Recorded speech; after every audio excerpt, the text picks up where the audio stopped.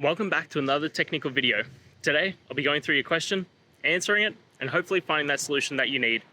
Guys, remember to stay just a little bit crazy, just like me, and hopefully find that resolution you're looking for. Now, let's continue on to the video.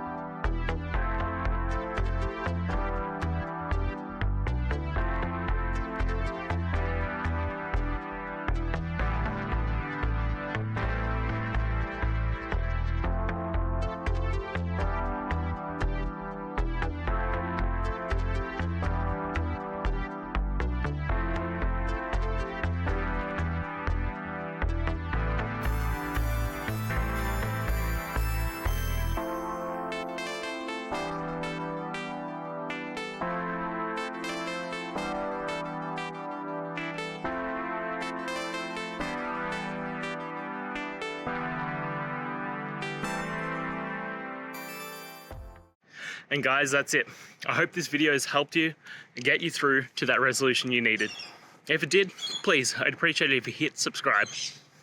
Now, until the next time that you need technical help, I hope you have a good one. Cheers.